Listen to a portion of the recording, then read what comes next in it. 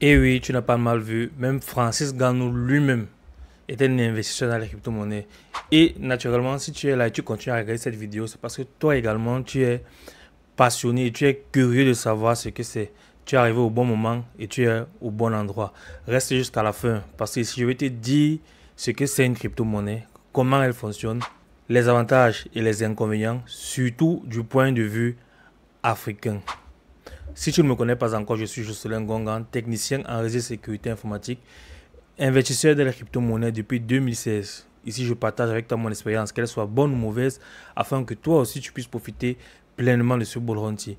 Je suis également multi-investisseur dans plusieurs autres secteurs d'activité, car forcément et évidemment, tu ne pourras pas gagner de l'argent dans le numérique et ne pas l'investir. Alors, si cette thématique t'intéresse, clique sur la cloche de notification pour recevoir toutes mes nouvelles vidéos.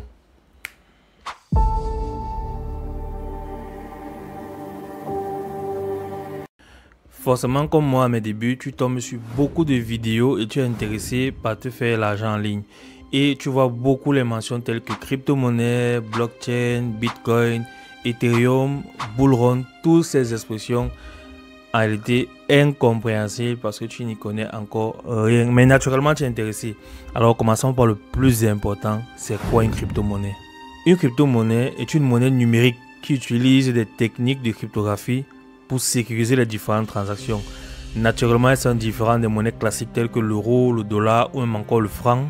Celles-ci ne sont pas contrôlées par un gouvernement ou une banque centrale. Fonctionnant également grâce à un réseau d'ordinateurs décentralisé qui valide chaque transaction utilisant la technologie blockchain. Ok, là naturellement tu n'as rien compris de tout ce qui est dit dans cette définition-ci.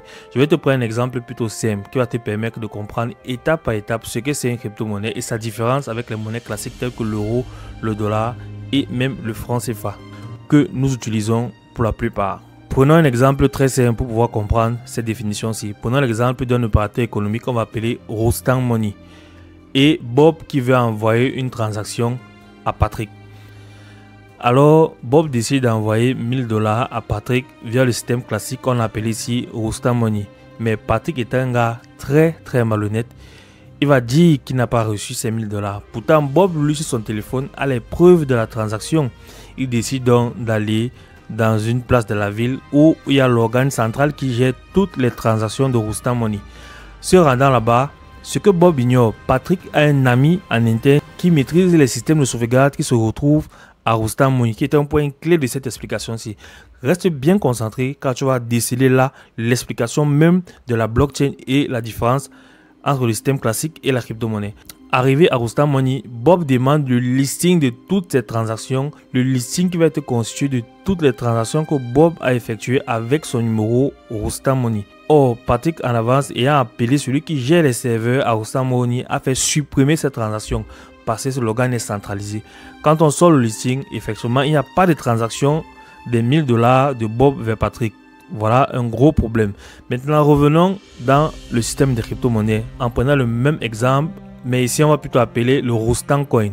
Bob décide donc d'envoyer 1000 dollars à Patrick via les crypto-monnaies en utilisant le système blockchain. Patrick également niera qu'il a reçu les 1000 dollars, mais cette fois-ci c'est différent. Ici, avec la blockchain, chaque transaction a une copie gardée dans toutes les machines qui vont valider les transactions. Comme j'ai dit tout à l'heure, la crypto-monnaie est une monnaie numérique utilisant les techniques de cryptographie permettant de sécuriser les transactions. Et ces transactions sont validées par plusieurs ordinateurs dans le monde entier car c'est un système totalement décentralisé. Donc la transaction entre Bob et Patrick a une trace qui a des milliers de copies dans la blockchain. Et comme c'est un réseau distribué et ouvert, donc tout le monde peut consulter chaque transaction. Lorsqu'on va aller taper l'adresse de Bob ou l'adresse de Patrick, on va effectivement voir la transaction qui montre que Bob a envoyé 1000 dollars en Rostand Coin à Patrick et il ne pourra pas nier ce fait car le registre est distribué. Il n'y a pas d'organe central où on ira vérifier cette transaction. Tout le monde peut le faire à la maison, c'est très simple.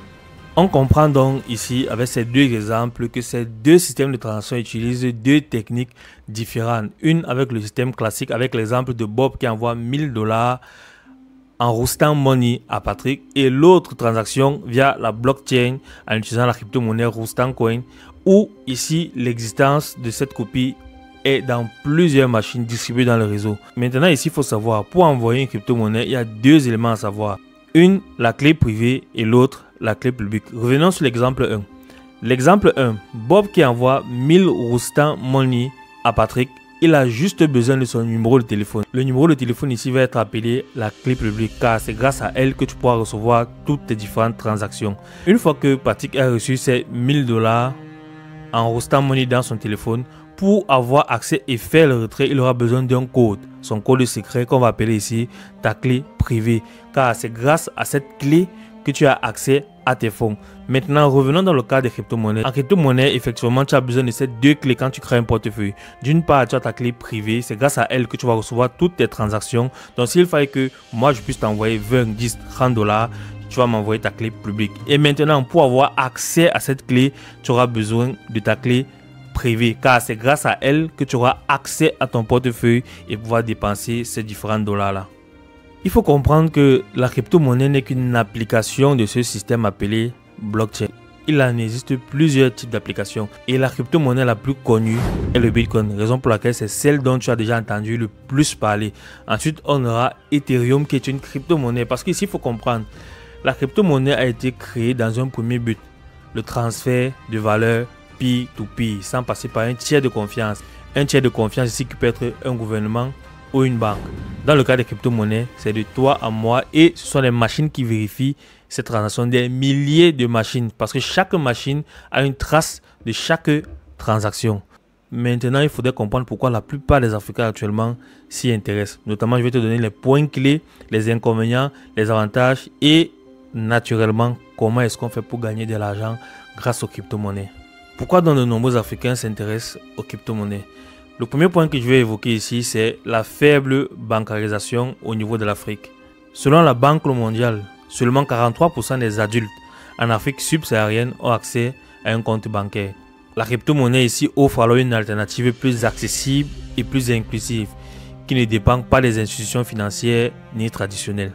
Un autre point encore, face à l'instabilité économique et l'inflation dans plusieurs pays africains, beaucoup de personnes ne savent pas vers quoi se diriger. Déjà, l'or n'est pas facilement accessible, ou l'argent ou d'autres matières premières.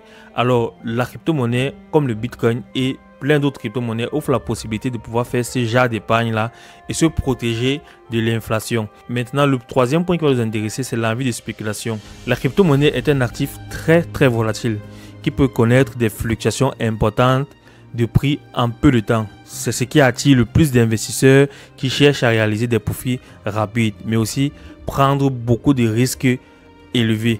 Le Bitcoin en janvier 2023 était aux alentours de 15 000 $ si je ne me trompe pas. Et à l'heure actuelle, nous sommes à près de 90 000 $ pour un seul Bitcoin. Quelle grande volatilité et également qui est aussi une très grande opportunité pour ceux qui savent saisir ce type d'occasion. On a plusieurs exemples d'utilisation de la crypto-monnaie en Afrique. On va par exemple prendre le cas du Nigeria. C'est le pays avec le plus grand nombre de volumes de transactions en Afrique et c'est le 3e au monde. Les Nigériens utilisent beaucoup la crypto-monnaie pour diverses raisons, comme le commerce en ligne, l'investissement, l'épargne ou encore même la contestation politique. Il faut comprendre que le e-Naira existe déjà depuis peut-être 2 ans. On a également le Kenya, qui est le pays avec le plus haut d'adoption de la crypto-monnaie en Afrique et le 5e au monde. Les Kenyans utilisent beaucoup la crypto-monnaie pour de diverses raisons comme le paiement des factures, l'achat de biens et services ou encore le soutien aux projets sociaux. Par exemple, le BitPesa est un service qui permet aux Kenyans de payer leurs factures en crypto-monnaie en convertissant automatiquement les fonds en monnaie locale. Le dernier exemple que je vais prendre ici, c'est en Afrique du Sud, qui est le pays avec le plus grand nombre d'utilisateurs de crypto-monnaie en Afrique et qui est 6e au monde. Les Sud-Africains utilisent la crypto-monnaie pour diverses raisons également, comme la diversification de leur portefeuille. Naturellement, si tu investis en bourse, tu ne vas pas juste investir sur les actions, les obligations. Il y a également les crypto-monnaies qui, pour certains, est considérée comme une valeur refuge. Oui, mais avec tout ceci, est-ce qu'il n'y a pas d'inconvénients, est-ce qu'il n'y a pas d'avantages, il n'y a pas de risques à utiliser les crypto-monnaies? Je vais d'abord te donner les avantages pour que tu puisses comprendre dans quoi tu mets les pieds. La crypto-monnaie permet l'inclusion financière en donnant accès à des services financiers à des millions de personnes qui sont exclues du système bancaire traditionnel. Et comme je dis plus haut, la crypto-monnaie n'est qu'une application de la blockchain. Donc, grâce à la blockchain, elle permet également l'innovation en encourageant le développement de solutions technologiques adaptées aux besoins et aux réalités du continent africain. En prenant un exemple simple, il y a une crypto-monnaie qu'on appelle Ethereum qui, elle, a plusieurs fonctionnalités. Ayant d'abord la fonctionnalité de base de transfert de valeurs financières P2P, elle permet également la création des smart contracts, qui sont des contrats intelligents qui peuvent exécuter des tâches sans le besoin d'une personne, car respectant plusieurs conditions. On va prendre l'exemple de Jumia. Bob qui veut commander une marchandise via Jumia, ayant cet esprit africain, est-ce que tu vas payer à la livraison ou payer avant d'être livré? Je pense que beaucoup ici vont répondre comme moi, on va payer à la livraison. Pourquoi? Parce qu'on a peur qu'en envoyant avant l'argent, on ne va pas être livré. Ici, avec les smart contracts, qu'est-ce que Bob va faire? Bob va envoyer son argent dans le smart contract qui va rester dans le système, qui va rester dans la blockchain. Le livreur, lui, ou le propriétaire de la marchandise ne va pas encore recevoir les fonds, mais il va être notifié que Bob a effectué un achat sur sa plateforme. Lorsqu'il envoie le livreur vers Bob, lorsque Bob reçoit le produit, il va signer. Il y a plusieurs façons de vérifier, soit par empreinte digitale, soit c'est l'iris, soit c'est facial. Donc, lorsque Bob va confirmer et certifier qu'elle a reçu le produit, l'information va être envoyée au smart contract qui directement va débloquer les fonds vers le fournisseur. Très simple. Le tiers de confiance ici va être un smart contract, un contrat intelligent qui va diriger et coordonner cette transaction, et tout ceci est possible grâce à la blockchain. On peut aussi prendre le cas de AXA Assurance. Lorsque Bob va par exemple payer son billet d'avion pour aller prendre des vacances peut-être aux Zanzibar, en France ou dans un pays asiatique, malheureusement il rate son vol. Mais cela n'est pas de son fait. La compagnie, donc, dans le système traditionnel, ça va prendre des semaines, voire des mois pour qu'il soit remboursé. Pourtant, avec un smart contract, dès que Bob rate son vol, le smart contract va directement vérifier est-ce que la faute vient de chez Bob. Non, la faute vient de la compagnie. Pourquoi? Tac, tac, tac, tac, tac. Voire les 1 heure ou maximum sous 24 heures, Bob sera directement remboursé avec les excuses de la compagnie. Voilà donc l'une des applications de la blockchain. La crypto-monnaie également permet de renforcer la souveraineté en permettant aux utilisateurs de contrôler leur argent sans dépendre des autorités centrales qui peuvent être corrompues, inefficaces ou oppressives. Avec la crypto-monnaie, tu es ta propre banque.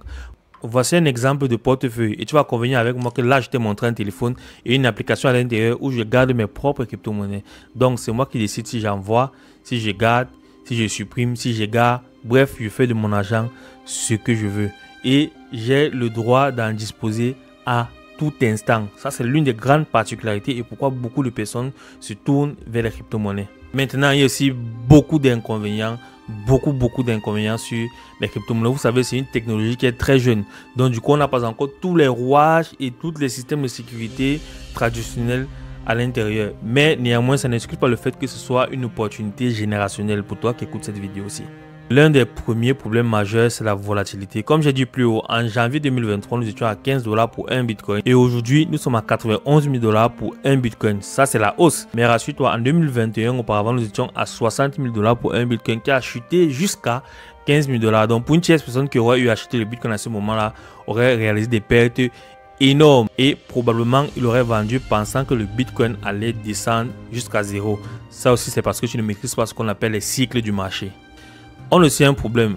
Il faut savoir que, en prenant l'exemple de Bob tout à l'heure, quand Bob a envoyé de l'argent à Patrick via le système traditionnel Rustam Money, si Bob était le malhonnête dans cette transaction-là et que lorsqu'il a envoyé, il demande la confirmation de Patrick, Patrick confirme effectivement qu'il a reçu cet argent, Bob tape juste un code et annule la transaction. Dans la crypto-monnaie, arrêtez, c'est pas vraiment possible. Il y a des solutions déjà qui existent.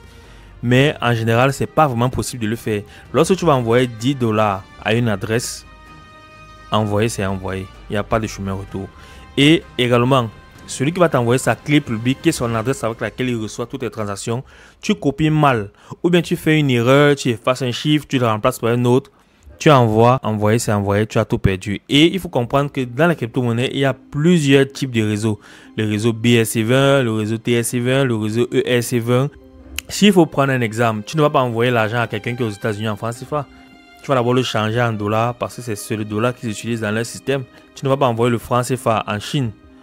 tu vas d'abord le changer en yuan parce que c'est le yuan qu'ils utilisent dans leur système, ou en rouble en Russie. C'est le même exemple. Donc avant d'envoyer de la crypto-monnaie à quelqu'un, tu te rassures d'être dans le même réseau que lui pour que lui puisse la recevoir. Voilà encore l'un des problèmes qu'il y a. Donc il faut comprendre qu'investir dans les crypto-monnaies peut être risqué, très risqué. Mais néanmoins, ça reste une activité très lucrative. En prenant l'exemple de ce même Bitcoin, si tu l'avais acheté en janvier 2023, actuellement, tu aurais déjà fait pratiquement 300% sur ton investissement. Alors la grande question ici, c'est comment est-ce qu'on achète des crypto-monnaies? Pour acheter une crypto-monnaie, il faut passer par des plateformes d'échange centralisées les plus populaires comme Binance, KuCoin, Kraken, MEX, Bybit, BitGet.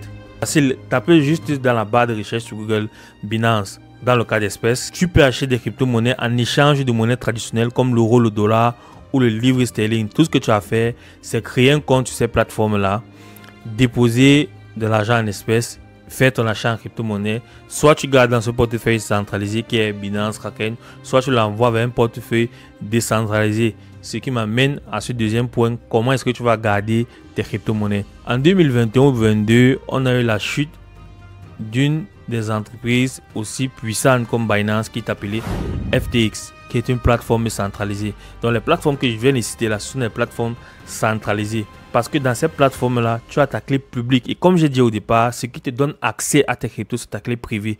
Or, dans les plateformes d'échange centralisées, tu n'as pas ta clé privée. Tu as juste ta clé publique. Certes, tu peux garder tes crypto-monnaies à l'intérieur, mais moi, c'est pas ce que je conseille.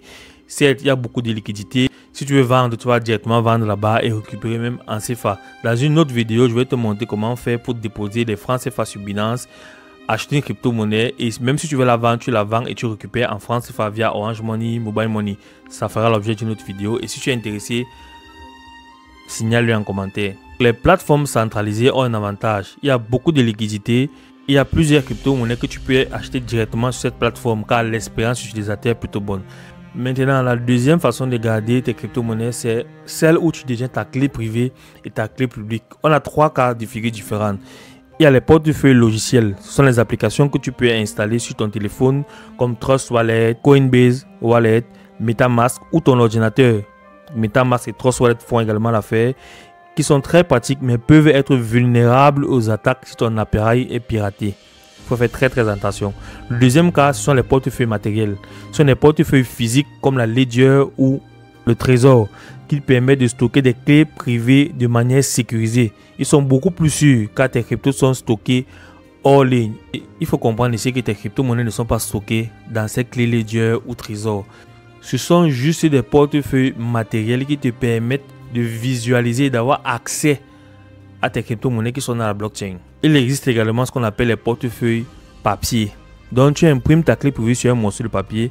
Si tu choisis cette option, attention à ne pas perdre le papier car c'est cette clé qui te donne accès à tes crypto-monnaies. Donc si tu les gardes, finish, terminé.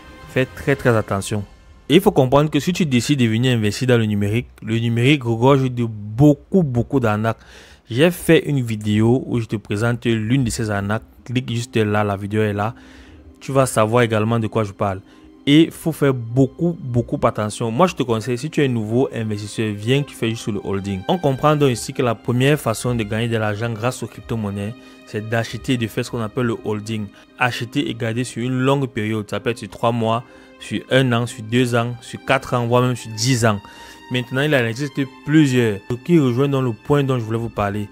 Je suis auteur d'un livre que j'ai appelé les 50 techniques pour devenir crypto-millionnaire, où j'ai mentionné 50 façons de se faire de l'argent grâce aux crypto-monnaies. Je ferai une vidéo, une partie 2, une partie 3, une partie 4, où je vais te faire un tutoriel sur comment acheter une crypto-monnaie, comment analyser le marché pour pouvoir acheter une crypto-monnaie, comment l'acheter sur les plateformes centralisées telles que Binance, MEX, Bybit, Kraken, comment l'envoyer vers un portefeuille décentralisé tel que Trust Wallet, Coinbase Wallet ou même encore pouvoir acheter les crypto-monnaies sur les plateformes décentralisées telles que Uniswap, Aerodrome et bien d'autres.